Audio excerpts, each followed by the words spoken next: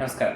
ಈಗ ನಾವೇನ್ ನೋಡ್ತೀವಿ ಅಂತ ಸಾಕಷ್ಟು ಜನ ಹುಡುಗರಿಗೆ ಬೀಳ್ತಾರ, ಏಳ್ತಾರ, ಪೆಟ್ ಹತ್ತಾಗ ಒಮ್ಮೆ ಅವರಿಗೆ ಕಟ್ಸ್ ಆ್ಯಂಡ್ ಲ್ಯಾಸರೇಷನ್ಸ್ ಅಂತ ಹೇಳ್ತೀವಿ. ಹಿಂಗೆ ಈ ಟೈಪ್ ಆಗಿರ್ತಾವೆ ಹುಡುಗರಿಗೆ. ಹಿಂಗೆ ಆದಾಗ ಸಾಕಷ್ಟು ಸಲ ಇರ್ತಂತ ನಮ್ಗೆ ಅನಿವಾರ್ಯವಾಗಿ ಹುಡುಗರಿಗೆ ನಾವು ಅವರಿಗೆ ಸೂಚರಿಂಗ್ ಅಥವಾ ಸ್ಟೇಪ್ಲಿಂಗ್ ಅಥವಾ ಹೊಲಿಗೆ ಹಾಕಬೇಕಾಯ್ತು ಅಂತ ತೊಂದರೆ ಆಗ್ತದೆ. ಹಿಂಗೆ ಆದಾಗ ನಮ್ಗೆ ಏನಾಗ್ತದೆ ತೊಂದರೆ ಅಂತಂದ್ರೆ ಮಕ್ಕಳಿಗೆ ಸಾಕಷ್ಟು ಬಾರಿ ಅದು ಇಟ್ ಈಸ್ ವೆರಿ ಪೇನ್ಫುಲ್, ನೋವು ಆಗ್ತಿತ್ತು.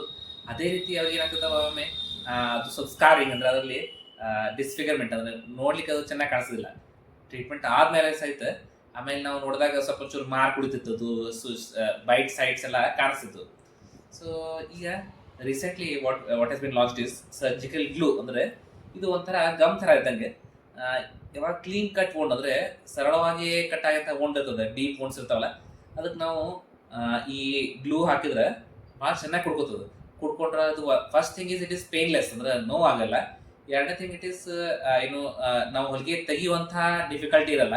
ಮೂರನೇದು it doesn't cause much scarring, ಅದರಲ್ಲಿ ಆ ಥರ ಏನು ಡಿಸ್ಫಿಗರ್ಮೆಂಟ್ ಆ ಥರ ಇರಲ್ಲ. ಸೊ ನೋಡ್ಲಿಕ್ಕೆ ಕೂಡ ಚೆನ್ನಾಗಿ, ಮಾಡಲಿಕ್ಕೂ ತುಂಬ ಈಸಿ ಆ್ಯಂಡ್ ಪೇನು ಇರಲ್ಲ. ಸೊ ಅದಕ್ಕಾಗಿ I advise parents who have, ಯಾರಿಗೆ ಎಸ್ಪೆಷಲಿ ಫೇಶಿಯಲ್ ಮುಖದ ಮೇಲೆ ಇರುವಂತಹ ಗಾಯಗಳಿದ್ರೆ, ಮೈ ಮೇಲೆ ಕಾಣಿಸುವಂತಹ ಜಾಗದಾಗ ಗಾಯ ಇತ್ತಂತಂದ್ರೆ, instead of going for sutures, surgical glue is a good choice. Surgical glue use ಮಾಡಿ ಸಾಕಷ್ಟು ಬಾರಿ what you seen is very good results. ಏನು ಡಿಸ್ಫಿಗರ್ಮೆಂಟ್ ಏನಾಗ್ತದೆ ಆಲ್ಮೋಸ್ಟ್ ಇಟ್ಸ್ ನಿಲ್. ಸೊ ಇದು ಟ್ರೈ ಮಾಡ್ಬೋದು. ಯಾರಿಗೆ ಈ ಥರ ತೊಂದರೆ ಇರ್ತದೆ they can contact Dhanvantari hospital.